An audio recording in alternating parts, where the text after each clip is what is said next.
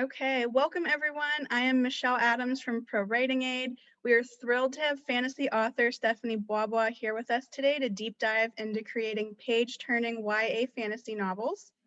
Stephanie BwaBwa is a Jesus-centered, multi-passionate creative who's enjoying building a legacy through the lens of a story. As the CEO and founder of BwaBwa's Collective, LLC, BwaBwa has focused her zone of genius on the Enneagram Type 5 writer who likes to meticulously plot, research, and organize their way through crafting their stories. Stephanie is the YA fantasy author behind the world of Elidel and an avid reader of fantasy and fiction. During Stephanie's presentation, please be sure to drop any questions you have into the Q&A box so we can be sure we don't miss them. You're welcome to use the chat as well for other things, but please, if you have any specific questions for Stephanie, be sure to put them in the Q&A, just so the chat can fill up kind of quickly. So Stephanie, thank you so much for being here. I'm going to turn things over to you, and then we'll return to do some Q&A at the end.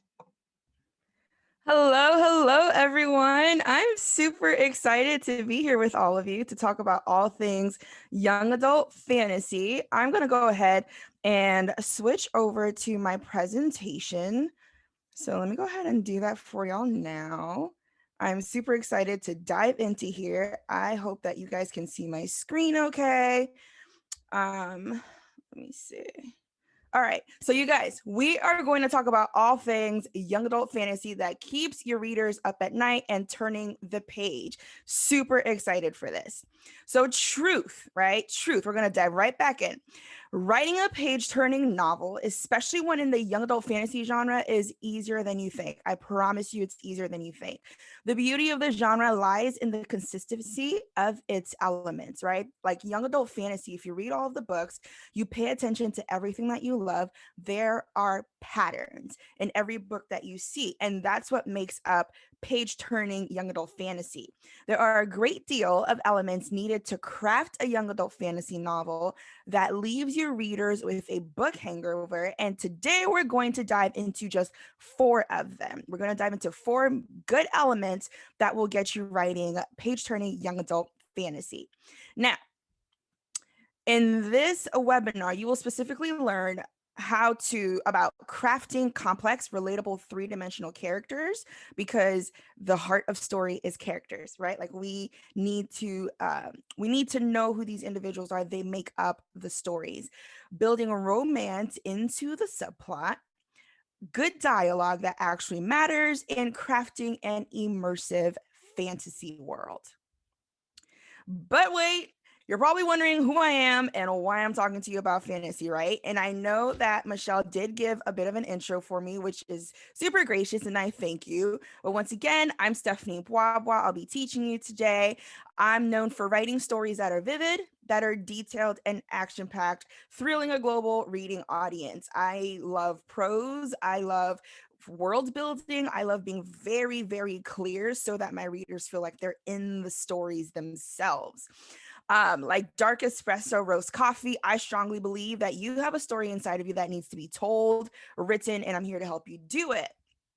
Now, my journey to publishing began in 2013, so a little bit ago, where I went on to write only 3 chapters, y'all, in 3 years, and had nothing but a bucket of tears to show everyone that I bragged about being a writer too, right? But in 2016, my fantasy world, Elidel, was born. And Elidel is like if Narnia and Wakanda had a child together. That's what you would get in my world. And it's all about Black angels, magic, and mayhem. And I absolutely just love losing myself in that world. In 2017, I went on to publish my first 2 books. Since then, I've gone on to write and publish fantasy novels centered around those Black angels in a supernatural world that's captivating readers all around the world. And I'm so, so blessed, so grateful.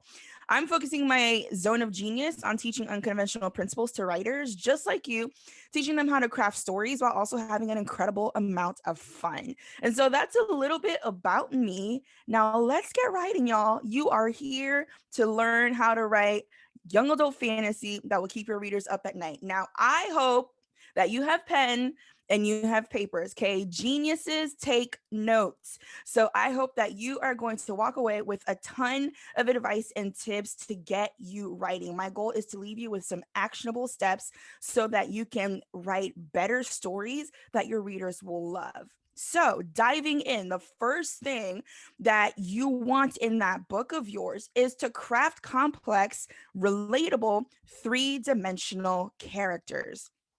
So, first things first, when we're talking about three-dimensional characters, right? These are characters that have many layers, right? Like there's much more going on to them that most people might know. They are not one-dimensional. There isn't any extra to them. There isn't any nuance to them. No, three-dimensional characters are quite complex. You never know where they stand, and you never know why they're making a decision and like what is their motive and purpose behind it. That's what readers love. In most young adult fantasy, the characters tend to be gray, right? Including the protagonists. So if you think about all of your favorite books, the main characters, you couldn't really pin them as just this perfect individual. There were many different layers to them, and that is what actually attracted you to that main character. Now, why is that? Fantasy in the past used to contain Mary Sues. So, for those of you who do not know what a Mary Sue is, this is not a specific individual that is living. This is more of an expression that paints a certain type of character in novels. So Mary Sues are infallible characters, right? No matter what they do, nothing goes wrong for them. They're not paying consequences for things that they're not paying consequences for any of their decisions. They are not doing anything wrong. Essentially, no matter what they do, no matter where they go, no matter what they touch, whether they're skilled or not, whether they are qualified or not, whether they're educated enough or not, everything works out for them magically and perfectly fine. Nobody wants a Mary Sue anymore because Mary Sues are not relatable, right? Like we are human. Mary Sues are really an image of perfection. We cannot relate to perfection, right? However, we can relate to the flawed three-dimensional character. And so these are the characters who make the right decisions for the wrong reasons. I'll say that again. Three-dimensional characters make the right decisions for the wrong reasons. And sometimes they'll make the right decision, sometimes they won't, which helps to create a solid foundation for complex characters. Now, let's talk about villains, right? Because while we talk about heroes and protagonists, we also have to talk about villains, right? Like these are characters that have to be just as fleshed out as your hero. You can't have this, you know, protagonist with backstory and all of this awesomeness, right? And then you get to the villain and they're kind of just taking up space in the book, right? So let's talk about crafting villains that are hard to love and to hate. And I'll explain a little bit about that. A good villain isn't an antagonist that takes bad actions for the sake of just being evil, right? Like they're not out here blowing up the planet, creating slavery chains and doing all of these horrific things for absolutely no reason, right? Like every single thing they do has a purpose behind it. A good villain does bad things for the right reasons. And so while your hero does good things, right, for bad reasons, your villain on the flip side does bad things for the right reasons. And I'll go ahead and explain that because you're probably like, what? Villains can't do things for the right reason. Oh, but they can. Let's look at Thanos, right, from the Marvel Cinematic Universe. Now, spoiler alert, y'all. If you have not seen Avengers in any way, shape, or form, if you've not seen Infinity War and Endgame, you can plug your ears for a couple of minutes because I don't want to be that person that ruins it for you, okay? Because it's an epic ending. But we need to talk about Thanos because he is the perfect villain. And here's why. Thanos was unapologetic and unafraid to act on his beliefs, a decision that served his own ideology at the expense of half of the universe. At the end of the day, the rationale of good villains makes sense, right? Thanos's reasoning made sense, and let's talk about it. So Thanos, right? His ideology was the universe is suffering because there's too many mouths to feed and not enough resources. However, if you kill off half the universe, you'll have more than enough resources for the citizens of the worlds that are left behind, right? There's too many people to feed. We don't have enough food. We don't have enough homes. We don't have enough things to like keep us going. But if you kill off half, then the rest of them will survive, thrive, and continue to multiply for generations to come. If you don't, then we'll be extinct in only a matter of time. Now, granted, this ideology is cruel beyond degree, right? Like you are literally deciding it makes sense to kill off all of these living beings with families and dreams and legacies that they are building. However, stay with me here, it makes sense, right? It makes sense. It is cruel, but it makes sense. If you kill off half, the rest can survive. This was his ideology, right? Now, he thought himself the Messiah to make this choice for everyone else. He thought it was appropriate, right? Now, we might react to that, but it makes sense. That's what makes a good villain, right? Good villains aren't whack jobs, they are brilliant. And they are cunning, and they are a big part of binge-worthy YA fantasy, right? Another one is President Snow from the Hunger Games. That man was bananas, but a lot of what he did made sense. It was cruel, right? It was cruel, and the way he approached it was just absolutely horrific. But if you take emotions out of it and you look at just the decision for what it is, it makes sense.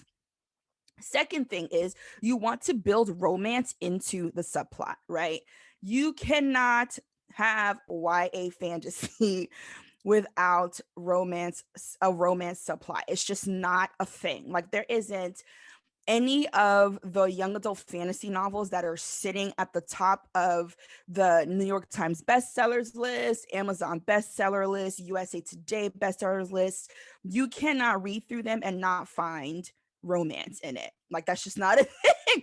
And for those of you who have never read anything by Sarah J. Maas, she is the author of the A Court of Thorns and Roses series, Throne of Glass series, Crescent City, and she just released another book literally like a couple of weeks ago in the A Court of Thorns and Roses series. So this image right here is Feyre, Archeron, and Rhysand from A Court of Thorns and Roses. Very beautiful art.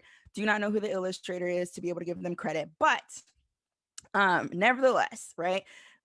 Really popular couple in young adult fantasies. So more often than not, the romance is vital to the story. Okay.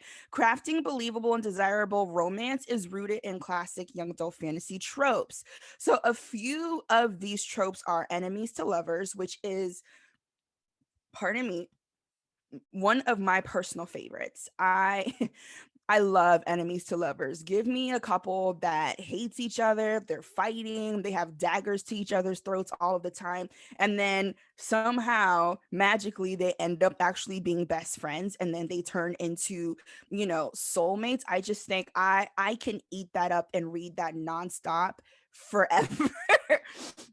The next one is best friends to lovers. You don't really see this too often just because too many young adult fantasy readers are like, oh, that's easy. And it's an easy way out when it comes to like building in romance. And nobody wants the main character to fall for like the soft, loving, always faithful best friend, which is like ridiculous because that's what we want, right?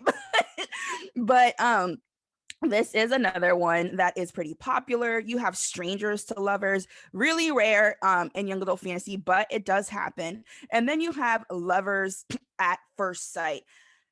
I will say personally, this is probably at the bottom of the list when it comes to romance tropes for me, just because love at first sight is so rare in reality that for me as a reader, it's hard to relate to, right? But this is another very popular trope in young adult fantasy. Funny as it may seem, young adult fantasy readers obsess over the romance with the following elements: the brooding, sexy male with dark hair and mysterious eyes. I'm pretty sure right now you can think of 5 main characters off the top of your head that fit this bill in almost all of the YA fantasy novels that you will read, the main character will fall for this exact individual. Dark hair, fit body, crazy magic, probably has a lot of issues, beautiful, colorful eyes. That's the one that the main character falls in love with. The next one is the underdog girl, seeming to be plain yet chosen by all. So this is the character who has no special skills. Okay, she is ordinary, right? But yet somehow she is the one that's going to save the entire planet from total and complete destruction. The next one is characters with baggage that only the other understands. And so this is a trope that is quite popular in young adult fantasy where both of the characters, typically the ones that are about to fall in love, right? Both of the characters, they have their own pasts, they have their own baggage, and the other individual can understand that. They can relate to that. And so they become best friends and they bond over that. Now, one would say that's kind of toxic, but it's common. And then lastly, characters who are constantly fighting, yet are in love, but they keep trying to kill each other. And so that is also one of the most popular tropes when you're talking about weaving in romance into the subplot.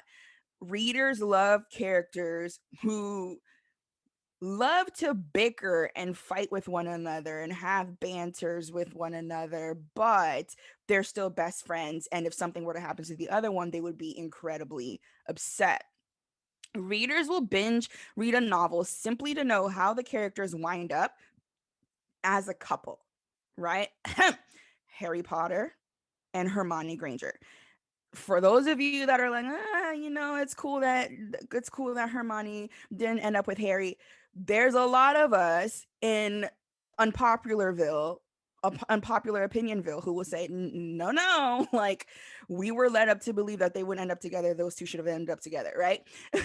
It gives readers give readers what they want by overwhelming their desires with romance that will curl their toes, raise their eyebrows, and keep them flipping the page. Okay, because readers will read simply to find out what's going to happen with these two. Like, are they going to kill each other? Are they going to fall in love? Like, readers will flip the page just to reach the point where they kiss for the first time. Like, how many of you can say, okay, yeah, I've definitely done that? Like, hands up, I've definitely done that before, right? It's kind of like if you have read the A Court of Thorns and Roses series by Sarah J. Maas, book 2, everybody knows about chapter 55 and chapter 56. Like those are the two specific chapters that literally make up the entire series because readers were binging just to get to that point. And even when they finish and reach the end of book 3, they still go back to those 2 chapters in book 2 because of the romance. Incredibly important. Now, the third thing that you want to have in your young adult fantasy is good dialogue, right? Good dialogue matters. It absolutely matters. A heartbeat of young adult fantasy lies in the dialogue. And I'm sure you know this. A lot of the young adult fantasy novels are filled with dialogue. I mean, like you do have blocks of content that's for world building and that's really potentially in the main character's mind and they're uncovering the world around them and they're going along through the plot. But a lot of the books have dialogue. Number one, young adult fantasy readers, like young adults, right? Granted, young adult fantasy is read by a lot of millennials and Gen Xers, and some baby boomers, but nevertheless, Gen Zers, right? Their lives are made up of conversation. They are talking to someone all the time. If they don't have friends, they're talking to themselves. Like, okay. Right. And so that's a part of young adult fantasy is having conversation to continue to advance the storyline. And so dialogue helps break up long scenes, especially if it's a semi-info dump, right?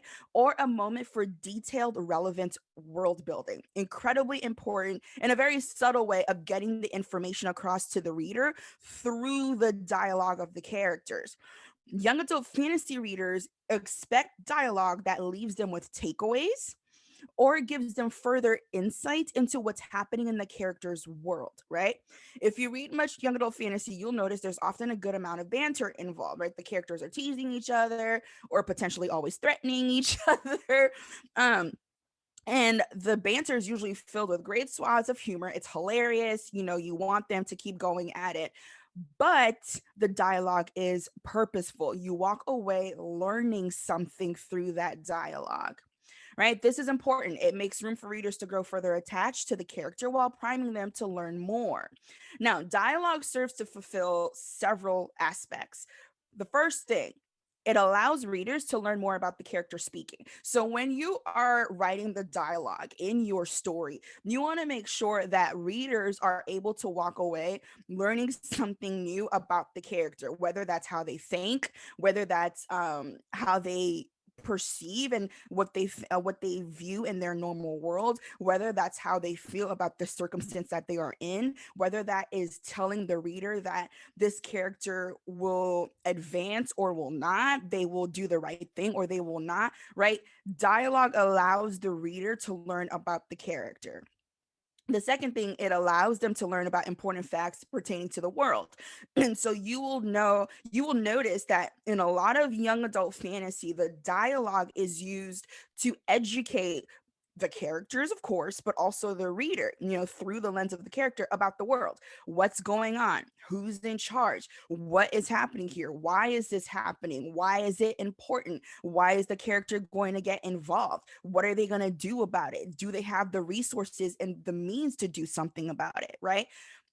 The dialogue is important for revealing all of this. You will learn a lot about the backstory of a world through dialogue. You will learn a lot about, who's enemies and who has alliances through dialogue. You will gain understanding about the tension between characters and why there is there simply through the nuances of dialogue. It's a really finesse art, but it's super important to do. And then the last thing is dialogue serves to reveal the character's worldview and hints if they'll change. So every character on page 1, they are showing up. If you're starting your book essentially in the middle of the character's story, that is perfect, right? Because one, it allows the reader the chance to understand like what happened before that led to them to where they are on the first page. And then two, it allows the reader to see their worldview, right? And as their worldview is being exposed through dialogue, like, for example, right now I'm currently reading Kingdom of Flesh and Fire, which is um book 2 of the From Blood and Ash series by Jennifer L. Armentrout. Phenomenal series. I encourage y'all to read it. I don't believe it's young adult. However, young adult readers are eating it up because it has a lot of young adult elements in it. So, Kingdom of Flesh and Fire, Flesh and Fire. My goodness, say that 5 times fast. Okay. And From Blood and Ash, in the dialogue, right, between the main character and this other individual, we learn a lot about her worldview. Like, we learn a lot about what she believes, why she believes it, and most of the times you don't think she will change simply because of what she's saying, simply because of how she's conversing, right? Dialogue serves all of these different aspects in your story. Super important. When crafting dialogue, be wary of writing random sentences to force a chuckle or a tear, right? Written dialogue has to be purposeful. Don't write it just for the sake of like trying to be funny, because that is irritating and readers will catch you and then will call you out for it. Like, young adult readers have no shame in calling out readers for some of the things that they do. So don't write dialogue just because you're trying to force your reader to laugh, or you're trying to like insert humor. It's probably the wrong time for it, or you're trying to get your readers to cry. It's probably not the right time for it. Probably doesn't make sense, right? Make sure it's natural. It takes a lot of practice, but make sure it's natural, make sure it's purposeful, right? If you include dialogue, right, in the scene, and you go back, you reread the scene, and you realize that the scene is perfectly fine, even if you delete the dialogue, keep it deleted. Delete it, put it in put it in a drafts folder where you can save it and probably repurpose it in another story or for something else, but do not include anything that will not add to that scene. If it takes away from it, if it slows down the pacing, if it's not funny, if it's not intentional, if the reader is learning nothing, if the characters are learning nothing, get rid of it. Now, good dialogue furthers the plot of the story, okay? This is important. You can't have them talking just for the sake of talking. Like something has to happen because they had this conversation, or something has to happen while they are having the conversation, right? It's kind of like everyday life. Now, sure, people can have conversations for no reason, but at the end of the day, nobody likes small talk for no reason. Nobody likes learning a whole bunch of things that, has absolutely nothing to do with them. Nobody wants, almost this like verbal diet, like verbal vomit. I almost said something else. Nobody wants that, for no reason. Like there has to be intentionality behind the conversations that we have, right? It's the same thing with young adult fantasy. Like it has to further the plot of the story. Things have to move along when these characters are having a conversation. Good dialogue stirs up conflict and tension sometimes. So if characters are in this space, in this scene, and nothing's happening, things are kind of moving stagnantly, the conversation can trigger things that can put them at odds. Good tension makes a good story, right? And so oftentimes you do want dialogue that will trigger issues, because those issues will then show you what else is a problem and what else needs a solution to it throughout the story, right? And then finally, it can be used as another story beat to trigger motion along the rising and falling action of the story, pacing, advancing the plot, these kinds of ideals. And lastly, I just feel like you cannot have YA without crafting an immersive fantasy world. It's just not possible. First of all, you can't have fantasy, period, without having an immersive fantasy world, right? Now, I'm biased, okay? I am so biased. I absolutely adore world building. It is my favorite part of the writing process. I spent years building the world of Eladel, the angelic ranks and the kinds of angels and their skin colors and what they wear, what they eat, how many wings they have, their powers. Like I can get lost in all of that because I absolutely adore world building, right? One of the greatest building blocks of an amazing young adult fantasy that readers adore and binge is the world building. Okay. Think about Prithian, A Court of Thorns and Roses. Think about Aurelia, Throne of Glass. Think about Atlantia and Casadonia, I believe is the way that it is pronounced. This is from Blood and Ash. Like I'm just throwing out different kinds of stories, but you do not have the story without the world. Like it's just not a thing, and it has to be immersive, right? Like the readers have to be able to lose themselves in this immersive fantasy world. The world complements the characters, right? So once you know who these three-dimensional characters are, now you can throw them into a world and build that world around them. What will shape their minds? What will shape their decisions? What will they have to overcome? Who are they going against? What are the powers that be that they will have to come against in this world, right? So the world complements the characters and it serves to heighten their challenges and their triumphs. Building such a world is a feat of its own. Trust me, world building is like a full-time job, right? Like world building is a lot. However, here are some of the main elements for you to consider when you're building your world. The magic system.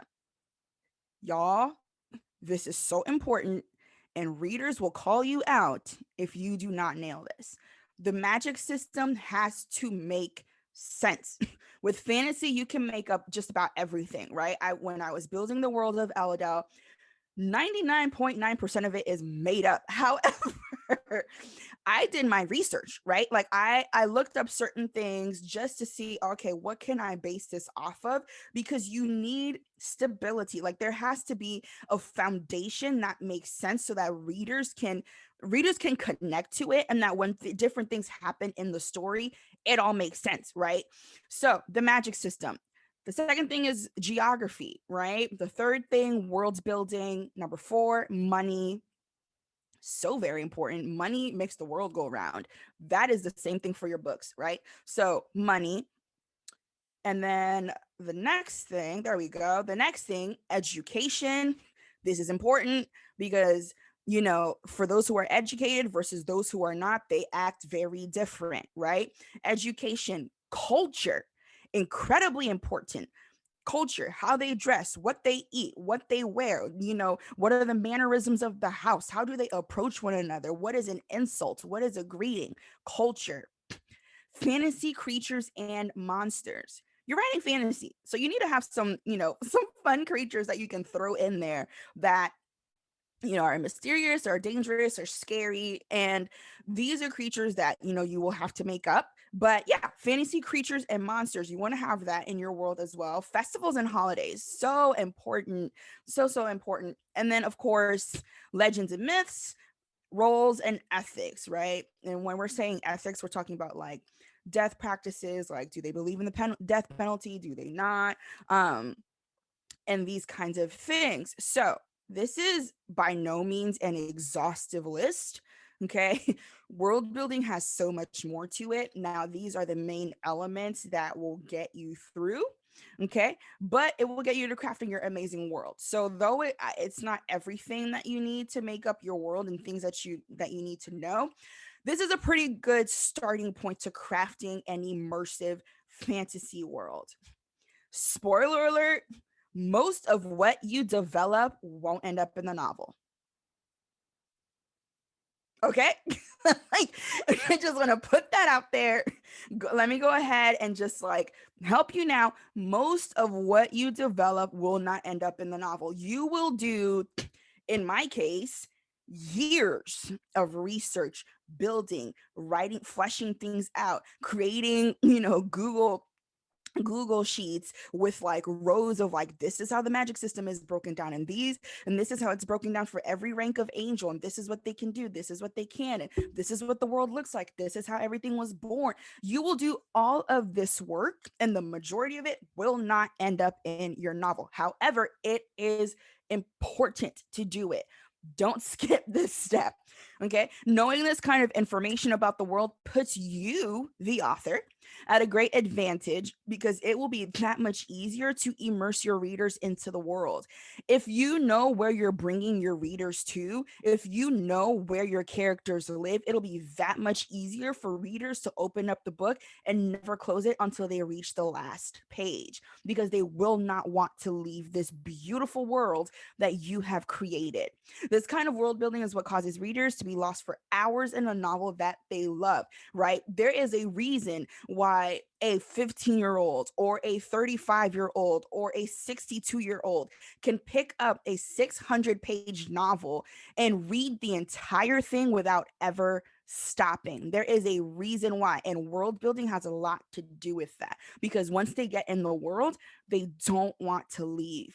Detailed world building is the platform of immersive fantasy. The reader no longer feels like they are reading, but rather as if they are living in the world themselves.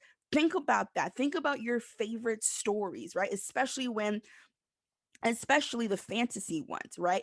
You started reading and you got to a point where you were like, oh, well, I don't want to stop. Like, I know it's 2 o'clock in the morning and I need to go to sleep, but I am loving this. Like, I don't want to leave, right? Or when you finish the book, you're like, book hangover. I don't know what to do now. I kind of want to go back to that world, but there's no more books in it, right?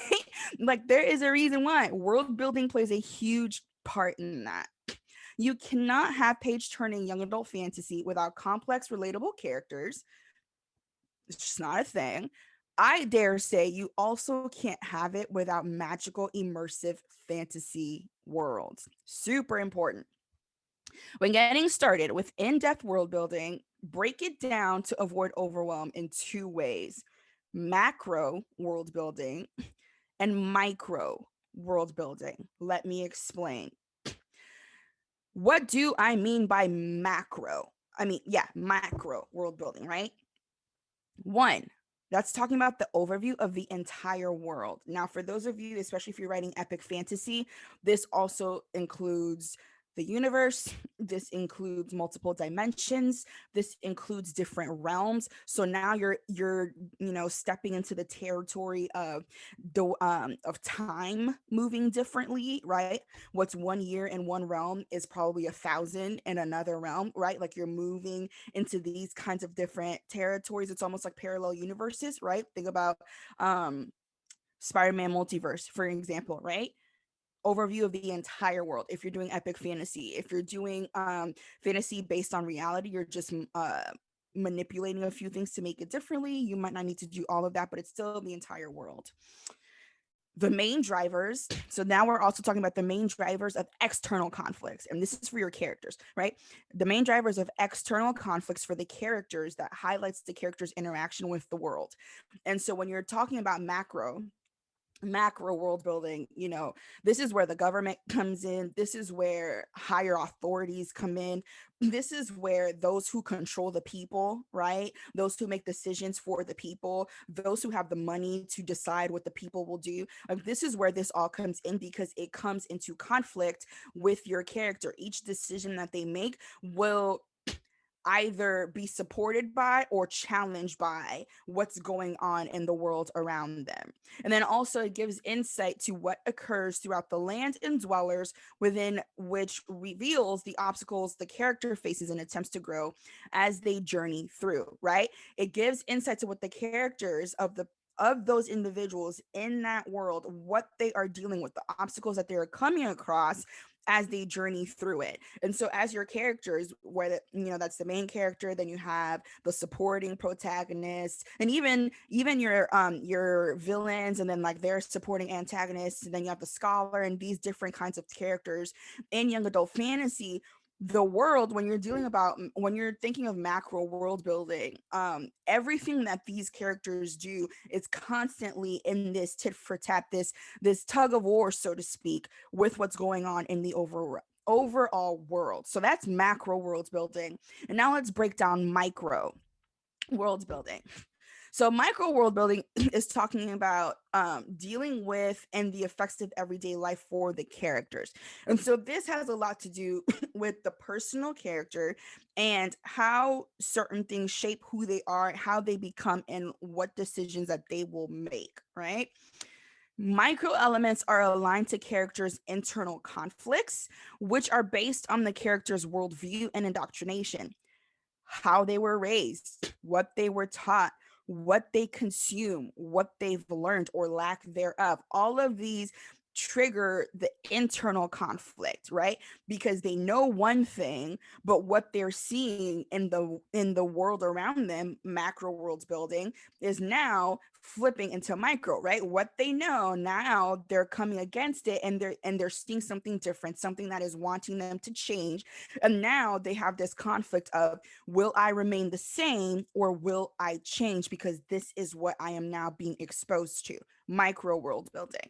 And then the last thing is it drives elements that will craft the character journey and internal change along the way.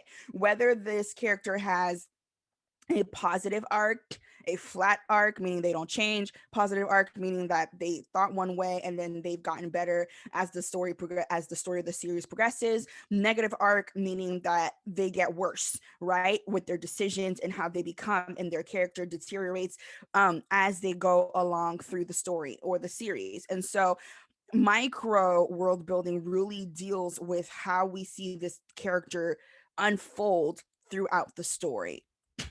Pro tip, y'all. Pro tip. Okay. Only develop what is relevant in the novels you will write for your world.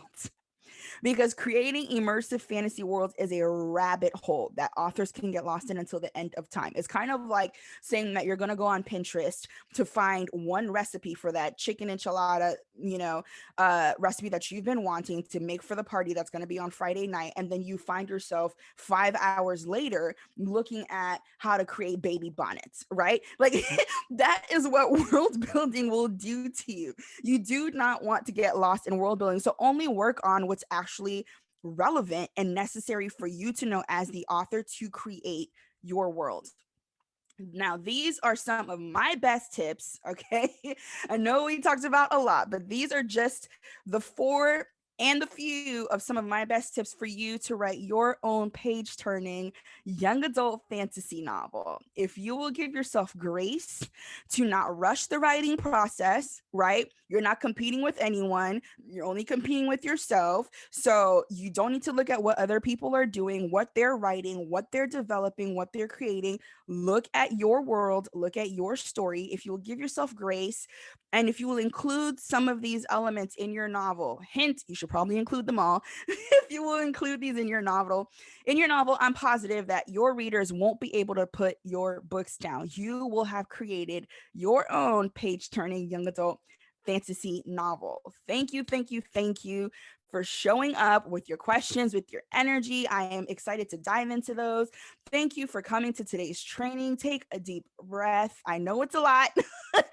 I know it's a lot, but I am so glad y'all showed up. If you want to stay connected with me, y'all find me at stephaniebwaBwa.com. You can find me there on the gram. That's where I live. I mean, I'm on other social media. Find me on the gram, y'all. I'm not anywhere else. But yeah, this is how to write page turning young adult fantasy, y'all. And now I am ready to dive into some of your questions. Thank you so much, Stephanie. That was amazing. The chat has just been going crazy. Everyone loved it. It was so insightful. And we have quite a few questions. So we do have a strict cutoff at 3, so we'll try to answer as many of these as we can. I'm like pulling up the chat now and I'm like, wow. Okay. Yes, lots of amazing feedback, Stephanie. And your slides, everybody loves how beautiful your slides are. Oh, well, thank you. Okay, so first question. Mm-hmm. How can I move my manuscript out of YA? I have 2 storylines running, and one reads YA and one reads adult, and I don't know how to push into one or the other. That's a really good question. I would say, 1, who are you writing for? And 2, what story do you want to tell, right? So YA, at the end of the day, the biggest difference between young adult fantasy and adult fantasy is really the characters. At the end of the day, these are adolescent characters who are going through coming to journeys, right? Whether it's they're exploring life, they're learning something new, or they're just trying to go through very big decisions while also learning a lot about themselves and about those they love in real time. And so if you're dabbling between YA and adult, also I will say also the tones and the messaging that are in your books also, right? Because adult books have the ability to be a lot darker. Granted, you will find a lot of popular YA that does have a lot of more mature messaging in it, but that anyway, I know now we're trying not to have that be the majority, right? Because you are writing also to a lot of adolescents, and so there are some things that you don't really want to expose them to yet, and so that's something that's a difference between YA and adults as well. So just think about those things, like who are you trying to write to? With YA, yes, I'm writing to like millennials, right, and Gen Xers, but I'm also writing to a lot of Gen Zers, and so their minds process things differently, and I have to be cognizant of what kind of story I'm telling them and how. So think about those. Okay, awesome. The next one, does the romance subplot have to include the main character, or can it be a subplot between side characters? So I will say this, if it does center around the side character and not the main one, your side character will steal the show. It happens all of the time. And more often than not, even though the main character remains the main character, readers will walk away from the story wishing that the story was around the side character, mainly because so much of their focus is on that, and so much of their attention and who they're rooting for essentially now becomes the side character, because they're wanting to see what happens with that side character. So I would say stick to it being the main character. I know that's kind of like, oh, but that's so typical, but typical is what readers want, right? And we want to give them what they want as well as giving ourselves what we want. So I would say probably stray away from making too much goodness about your side character, unless you're going to give them like a dedicated, novella like offshoot series by themselves, I would stray away from that. Okay. What are your thoughts on dialogue tags? Keep them short or add all the necessary movements, emotions, etc.? Wait, say that one more time for me. Dialogue tags. What are your thoughts on dialogue tags? Should we keep them short or add all of the necessary movements and emotions, any extra wording you might need? Honestly, just look at the context, right? So some dialogue is short and it gets the information that's needed across. Some of it you need to have, long streams of dialogue, especially if you're info dumping, right? If you're giving important details about what will move the story along, then yeah, I wouldn't, make it short because, well, you need to stick to a certain formula, right? Like one of the rules of writing is there are no rules. So you want to do what's best for that scene. You want to do what's best for that specific moment. And so if it's long-winded and that slows down the rest of the scene and readers and the characters essentially are walking away with nothing, then shorten it. However, if, more nuance is needed, then I would feel free to just go ahead and make that longer.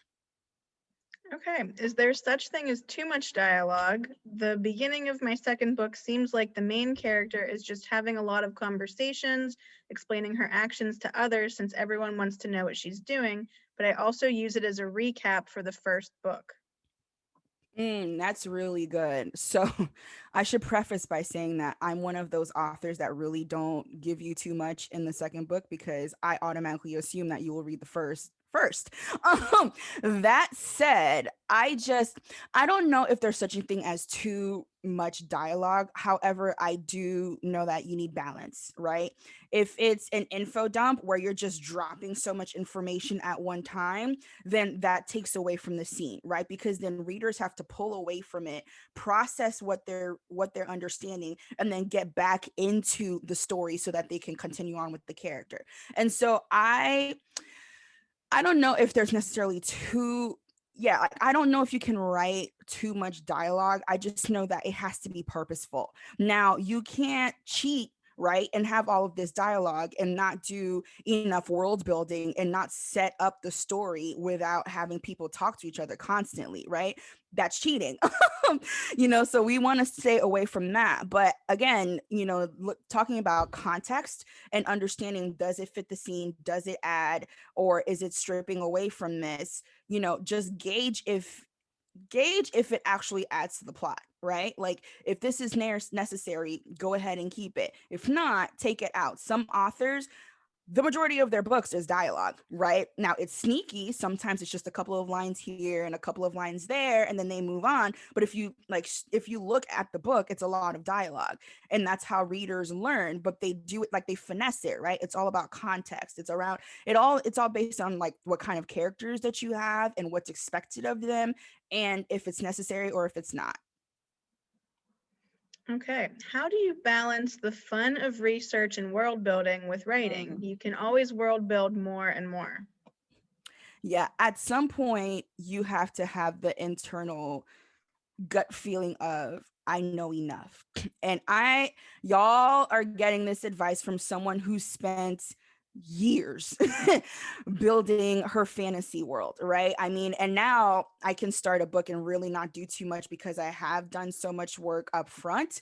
But yeah, you need to know when to stop. Like, so for example, is it necessary, right? That's a question to ask yourself. If you are creating a world, okay, you need to know like what kind of architecture is in this world, how the roads are built, what the buildings look like, to kind of give readers a sense of where they are in the story. But if you're over here spending hours on Pinterest trying to find what different berries look like and the shapes of different kinds of flowers and how to make different kinds of meats, that is so unnecessary, and it will cause you to stray away from what you're really doing, right? At that point, it's procrastination, and procrastination is self-sabotage and will keep you from writing your story. And so, because world building is one of the easiest ways to keep writers from writing their stories. They're like, oh, well, I'm still world building, I'm still getting things done. And it's like, no, you're sabotaging yourself by wasting time on Pinterest, right? And so it's one of those things where research what is important, research what needs to make sense, right? When it comes to like your magic system, when it comes to if you have, certain constructs around time and gravity and all of these different things, sure, do your research and get that done so that you can write it appropriately. However, don't get so lost that you're getting nothing done. Okay. Somebody says, what is your advice for writing a strangers to lovers couple, building chemistry, creating sweet connection, figuring out whether they want to commit, etc.? Strangers to lovers couple. So when it comes to any type of relational thing in storytelling, think of the real world, right? At the end of the day, how do humans interact?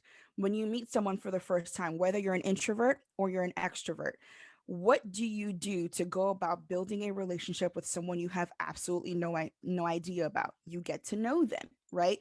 You get to know who they are, what they do, what they think about certain things. Is that in alignment with what you believe, right? And so when it comes to strangers to lovers, um don't just have the characters jumping to, oh well, I like two things about this individual and so I think I'm going to fall in love with them. First of all, that's tiptoeing into like love at first sight. However, go ahead and build the different phases of relationship, right?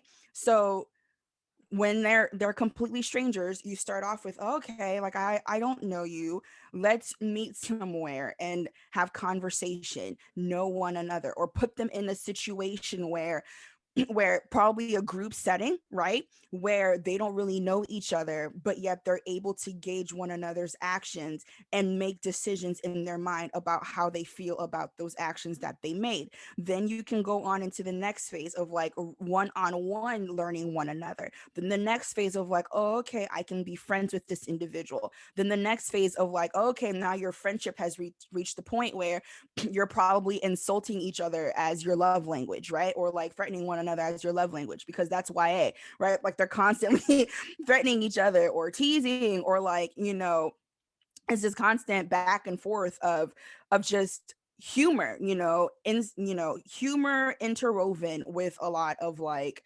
insults, but it's all from a place of love. And then from there you can transition into that place of like, oh, they love each other. So it's really just the phases of relationship when it comes to strangers to lovers. Okay, I think we have time for one more question. Sweet. As a lot of YA is written in first person, what would be Mm. your advice when wanting to create a fully formed world, but it's all for the perspective of the teen protagonist? That is really good. So one way to approach this is to get into that mindset. A lot of young adult fantasy will require you to put yourself back into the shoes of a teenager, right? When I first started my first books years ago, like when I wrote out the manuscripts, I realized that I was speaking about young adult life through the mature perspective of a grown woman. And I had to realize, this will not come across, right? Like that is not a thing, because young adults are in this space where they think they're adults, but they're still developing. They want to be mature, but they're still making a lot of decisions as a child. They are taking on a lot of responsibility, but they still have no idea how to face the world. And so to combat that, because I was in that space, I had to place myself in the shoes of a young adult. How do they talk? How do they interact? How do they make their decisions, right? A lot of them will make decisions thinking about the short term, completely negating long-term consequences. How, do they enter a room? What are they doing when they enter their room? Are they comfortable, or do they feel awkward? Or, what growing stages in life are they in? Their bodies are growing and their voices are changing, and everything that they learn is changing every single day. They're really exploring the world really for the first times, little by little, as an adult. And then they're also exploring themselves. What do they want? What do they like? What do they believe? And so I think when it comes to doing that, you need to place yourself in the place of an adolescent and approach the story from that perspective so that it can help you get in their shoes and write a story with that mindset. Okay. Well, thank you so much. We have a lot of questions that we didn't get to, but Stephanie did say she is willing to do a bonus Ask Me Anything post in our Facebook group. So we will get that coordinated and then put an announcement out and let you know when you can drop your questions in if they did not get answered today. Also, don't forget, coming up at 5 p.m. Eastern today is our third networking evening event, and tonight's theme will be fantasy trivia. So make sure you join in on the fun there with us. And then tonight at 9 p.m. Eastern is our bonus Ask Me Anything with author Dave Farland, who is our presenter for Monday. So if you have any questions for Dave, that post is going to launch at 7 p.m. and you can start putting your questions in there. And then he'll be on at 9 to answer them live in the comment feed. And then tomorrow, we have our World Anvil software walkthrough and Q&A with Janet and Demetrius from World Anvil at 12 p.m. Eastern. And then we have our session at 2 p.m. Eastern with best-selling fantasy author Angela J. Ford and Haley Milliman from ProWritingAid. And they'll be discussing how to organize your story ideas and write a fantasy novel. So thank you so much to everybody who was here today. Thank you again to Stephanie. The presentation was awesome. I know everyone loved it. And we're so excited for the rest of Fantasy Writers Week. We'll see you in the Facebook group. Bye, y'all. Thanks for having me.